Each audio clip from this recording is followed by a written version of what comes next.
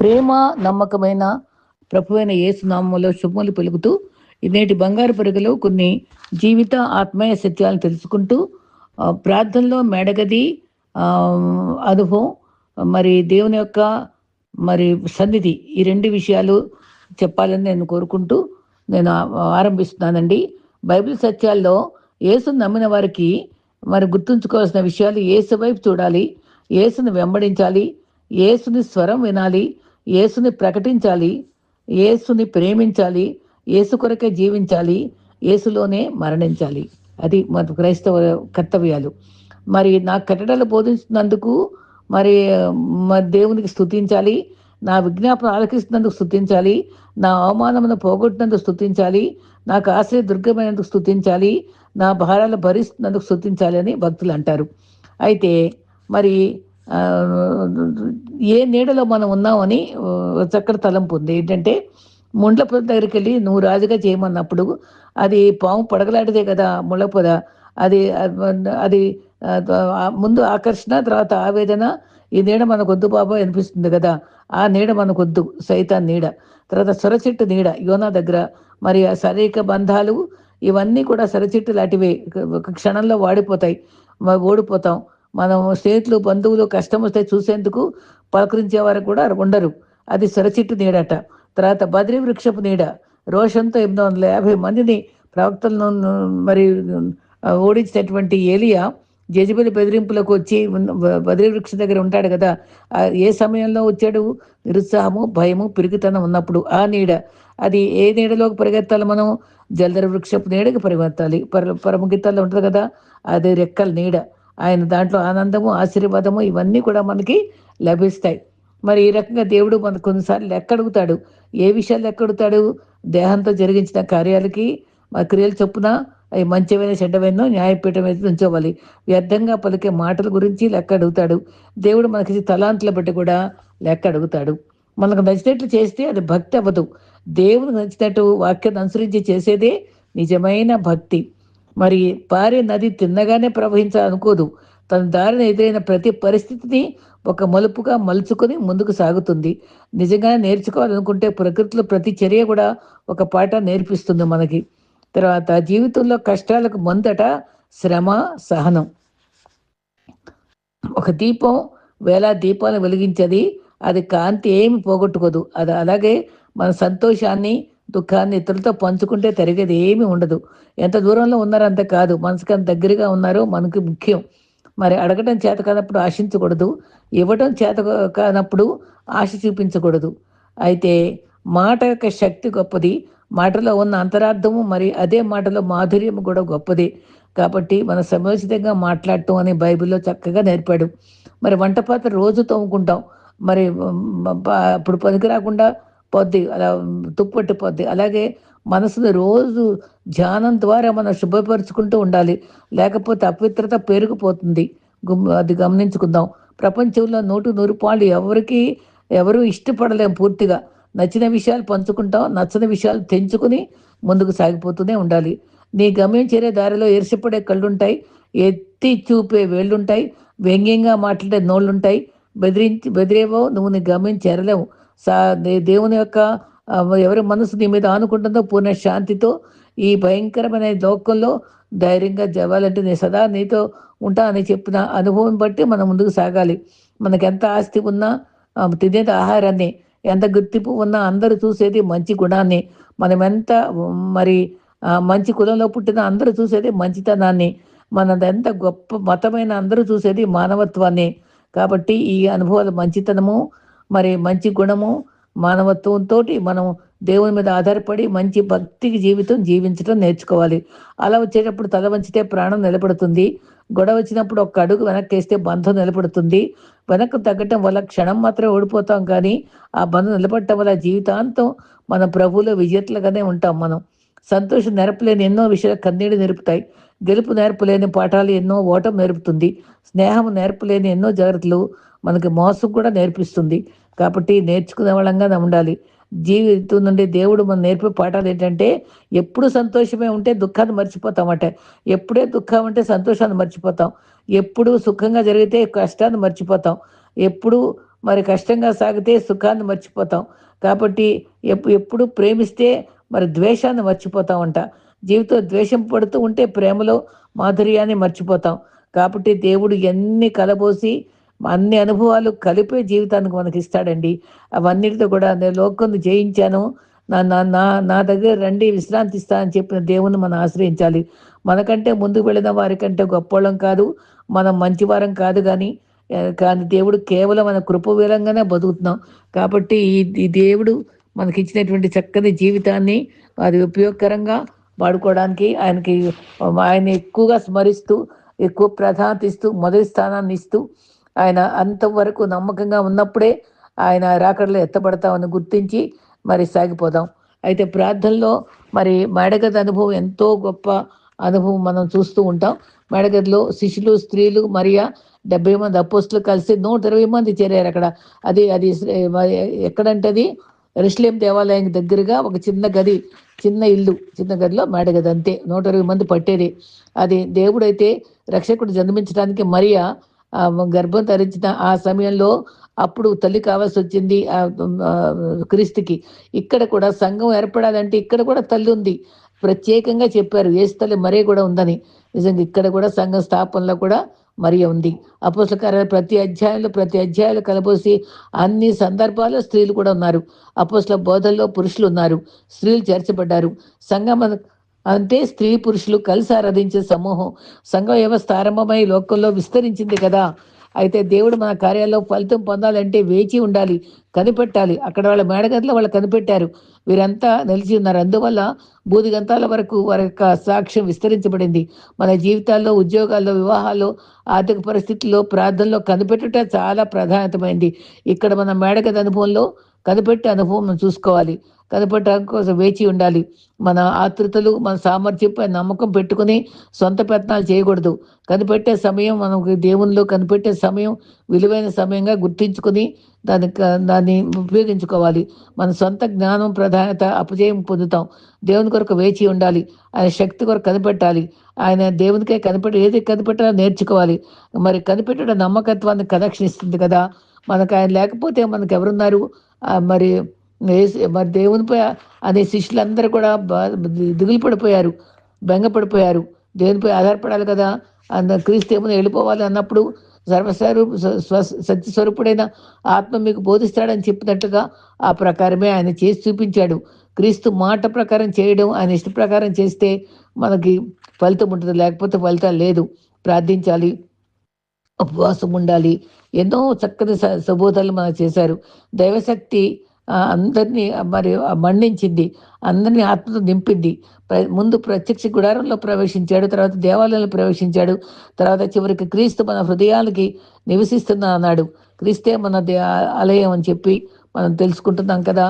ఆ రకంగా మరి అబ్రహాం కూడా తన జీవితంలో ఎంతో కాలం కనిపెట్టి వాగ్దానం పొందాడు. ఇశ్రాయేల్ కూడా ఎంతో కాలం కనిపెట్టి 40 సంవత్సరాలు పట్టింది వాళ్ళకి కానం చేరడానికి. వాళ్ళు ఆరాధిస్తూ స్తుతిస్తూ కనిపెడుతూనే ఉన్నారు. వారంతా ఏక మనసుతో ఎడతెక్క ప్రార్థించారు. 2వ అధ్యాయం 14వ వచనంలో.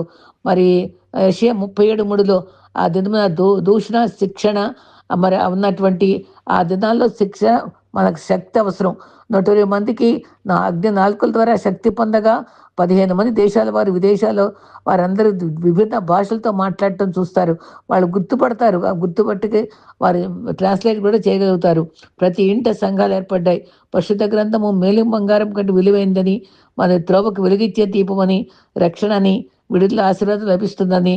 మరి 3.5 సంవత్సరాలు శిష్యులు ఎంతో శ్రద్ధగా ఆ విషయాలన్నీ నేర్చుకోవడం జరుగుద్ది. మరి గొప్ప కాంతి గల దేవుని ముందు ఎవరు బతకలేరని దేవుడు మానవ స్వరూపంలో మన మధ్య నివసించడానికి వచ్చారు కదా. తర్వాత పరిశుద్ధాత్మ అందించాడు. తర్వాత పరిశుద్ధాత్మ మేడగతులకు వేయించేయడం చూస్తున్నాం.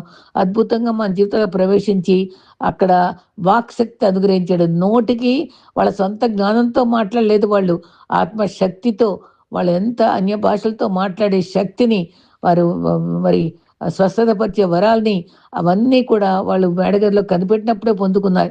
మూలుగులతో ప్రార్థించడం వల్ల విస్ఫోట శక్తి పొందుకుంటాం.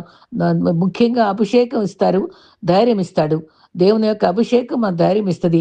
గొప్ప అనుభవాలను ఎదుర్కోవడానికి, శ్రమను ఎదుర్కోవడానికి శక్తి ఇస్తుంది. వాళ్ళ అటువంటి శక్తి పొందబట్టే ఎంత భయంకరమైన దినాల్లో హతసాక్షులయ్యారు. ఒక్కొక్కరు హతసాక్షి అయిన చరిత్ర కూడా ఒకసారి నేను చెప్పాను. అది ఎంత గొప్ప అనుభవమో చెప్పలేను. ఒక్కొక్కళ్ళు ఏ రకంగా మరణం పొందారో, మా చర్మం ఒలిచబడి భయంకర శ్రమలో కూడా వాళ్ళ సాక్ష్యం చెప్పారండి. అంత గొప్పగా వాళ్ళ సాక్షులు నిలిపించారు. ఇక్కడ ఆరంభం, ఇక్కడ ఫౌండేషను మెడగది దగ్గరే వాళ్ళు స్ఫూర్తిని పొందారు. మీరు కనిపెట్టండి, బుధగంధం వరకు సాక్షులుగా ఉంటారన్న మాట నెరవేర్చుకున్నారు. వాళ్ళు అభిషేకం పొందారు, వాక్శక్తి పొందుకున్నారు. ఏలియా వలె చిన్న ప్రార్థన చేస్తే ఎంత శక్తిగా ప్రార్థన చేశాడో అటువంటి శక్తిగల ప్రార్థనలు వాళ్ళు చేయగలిగారు. ఆత్మ కొరకు మరి అగ్ని దహించింది. మరి కనిపెడితే నోట్లోకి వాక్ వస్తుంది. ఆకాశమా వర్షించు అంటే అది వర్షిస్తుంది. భూమి చెవి గాలికించబట్టి అది అది దేవుని మాట అంత శక్తిగల.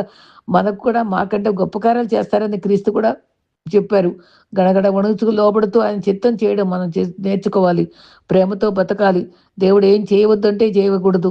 ఏం చేయమన్నాడో అది చేయడానికి ఇష్టపడాలి. ఏమడినా దేవుని మాట అయితే ఏ లాభకరమైన అనుభవాలు కాబట్టి కీడు నుంచి మనం తప్పించబడతాం. ఏదైనా సంబంధం వద్దంటే బాధ కలుగుద్దు. మనకు కలిగిన నష్టం వరకు ఆలోచించము. భావోద్రేకాలతో వెంటబడి నష్టపడతాం. కాబట్టి దేవుని అది ఎంత ఆలస్యమైనా దేవుని కనిపెట్టి అందుకున్న ఆశీర్వాదము నిలకడగా నిలబడుతుంది. దేవుని మాట వినటం మనకు చాలా అవసరమని ఇక్కడ మేడగద అనుభవంలో తెలుసుకుంటాం. నిరాశలో ఉన్న పేతురును మార్చాడు. ఆ పేతురు ఆత్మపూర్ణుడయ్యే రెట్టింపు ధైర్యంతో, రెట్టింపు విశ్వాసంతో, రెట్టింపు శక్తితో ప్రకటించగా ఒక్క ప్రసంగంలోనే 3,000 మంది రక్షించబడటం మనం గమనిస్తాం. ఈ రకంగా రక్షణ పొందాలంటే ఏం చేయాలి అని వాళ్ళందరూ నొచ్చుకుని అడిగారు. అప్పుడు ప్రభువైన యేసుని విశ్వసించండి, అప్పుడు నువ్వు నీ ఇంటి వారును రక్షించబడతారని చెప్పి మాటకు వాళ్ళు ఫాలో అయ్యారు. మెడగదిలో పరిశుద్ధాత్మ దిగినప్పుడు ప్రత్యేకంగా మరి వాక్శుద్ధి అనుగ్రహించిన అనుభవాన్ని బట్టి పేతురు యొక్క ప్రత్యేకమైనటువంటి ఎరగనని పొంకినటువంటి పేతురు సరిచేయబడి ఆత్మపూర్ణుడై రెట్టింపు శక్తి బలాన్ని పొందడం మనం చదువురాదు. అయినా తన జ్ఞానానికి అందరూ ఆశ్చర్యపడిపోతారు. మరి గిద్యోను కూడా ధైర్యపరిచి వాడుకున్నాడు, యోనాను సరిచేసి వాడుకున్నాడు. నన్ను కూడా పరిశుద్ధాత్ముడు అభిషేకం ఇస్తే ధైర్యంతో మనం నైపుణ్యంతో దేవుని సేవ ఆయన కోరుకున్నట్టుగా చేయడానికి, ఆయన ఆజ్ఞలు పాటిస్తే మనం కూడా వారి వలె వాడబడతామని గుర్తుంచుకోవాలి. అదే మనం నేర్చుకోవాల్సిందే మెడగద అనుభవం. అపోస్తలుల 4:29 సూచక్రియలు మహత్కారం చేసి అది వాళ్ళని అడిగి పొందుకున్నారు. ప్రార్థన ద్వారా అడిగి పొందుకున్నారు. ఎలాంటి వ్యక్తినైనా దేవుడు వాడుకుంటాడు. అపోస్తలుల 4:29 ప్రభువా సమయం మంది వారి బెదిరింపులు చూసి రోగులు స్వస్థపరచుటకును పరిశుద్ధాత్మ సేవకుడైన యేసు నామం ద్వారా సూచక్రియలు మహత్కారం చేటకు నీ చేయి చాచి ఉండగా మరి బహుధైర్యముతో నీ వాక్యం బోధించినట్లు నీ సలహా నీ దయ మాకు అనుగ్రహించమని వాళ్ళు ప్రార్థన చేశారు. అప్పుడు భూమి కంపించింది, చుట్టూ కంపించిపోయింది. వాళ్ళ శిష్యులు ప్రార్థించగా ప్రోత్సాహం, శక్తి ఇవ్వబడింది. ప్రతి ప్రార్థన పరిశుద్ధాత్ముడు తానే విజ్ఞాపనం చేసే చక్కని ప్రార్థనాత్మతో నింపబడ్డారు. ఆత్మను ఆర్పకూడదు. ఆత్మతో ప్రార్థించి అద్భుతాలు చూడగలదని మనం గ్రహించుకోవాలి. ఈ రకంగా అందరూ ఆత్మపూర్ణులయ్యారు. వారి జీవితాల్లో అపజయం రాగా, పెరుగుతున్న రాగా ప్రార్థన ద్వారా ధైర్యంతో శక్తిని పొందారు. పరిశుద్ధాత్మ కార్యాలు భూమి కంపించింది. శత్రువుల ముందు మార్పు చూశారు. సైతాన్ సమస్యలు విడగొట్టబడ్డాయి. మనుషులకు భయపడకూడదు. క్రీస్తుకు విరోధంగా ఏది కూడా మనకి ఆయుధం వర్ధిల్లేదని గ్రహించుకున్నారు. బెదిరింపులకు భయపడలేదు. క్రీస్తు మాట తప్పిన వాడు, మహిమగల దేవుడు నూతన అభిషేకంతో నింపుతాడు. దృఢ విశ్వాసంతో కాపాడుతాడు. వాగ్దానం ఆయన సన్నిధిని కలిసి పనిచేస్తాయి. అభిషేకం ఏం చేస్తుంది? అభిషేకం ద్వారా డిమాండ్ చేస్తాం, ధైర్యం వస్తుంది. నువ్వు చేయమని అడగాలి, పొందుకుంటాం. మరి దేవుని అభిషేకంతో నింపబడినప్పుడు మరి మంచి జీవితాన్ని జీవించడానికి దేవుడు కృపనిస్తాడు. మనం గౌరవం కూడా పొందుతాం. ప్రభు బిడ్డలుగా సంపూర్ణంగా లీనం కావాలి. దైవజనులు ముందుగా అనుభవించిన శక్తి ద్వారా ఇతరులకు అందిస్తారు. ఆ సుఖం దైవజనులు అనుభవించి వివరిస్తారు. సమృద్ధిగా మనం ఆత్మ నింపబడినప్పుడు ఇతరులను మనం ప్రభావితం చేయగలము. మన వెలుగు వాళ్ళని ప్రకాశిస్తూ వాళ్ళకు కూడా వెలుగు ఇవ్వగలం. ఆ సన్నిధి గురించి కూడా మనం చెప్పుకోగలం. మనకు కావాల్సింది ఆత్మ సంబంధమైన పరలోక సంబంధులుగా మార్చబడతాం. ఆత్మ మనపై దిగి వచ్చినప్పుడు దీవెనకరంగా తెలుసుకుంటాం. మరి వారి దేవుని మరి ప్రార్థన నూనె విషయము కొన్నిసార్లు విమర్శగా మాట్లాడతారు. కానీ నీతిమంతులు నూనెతో చేసే ప్రార్థన అభిషేకము వాడబడేదిగా కావాలి. అది అభిషేకంతో కూడినది. అది ఎవరికి పని చేయగలదో అది దేవుని యొక్క అనుగ్రహం ద్వారానే పనిచేస్తుంది. ఎవరు పడితే వాళ్ళు ఎడాపెడా వాడుకోవడం కుదరదు. ప్రార్థన నూనె అది చాలా విలువైనది. అది అది పొందగోరినప్పుడు మనం ప్రార్థనాపూర్వకంగా వాడుకోవడం నేర్చుకోవాలి.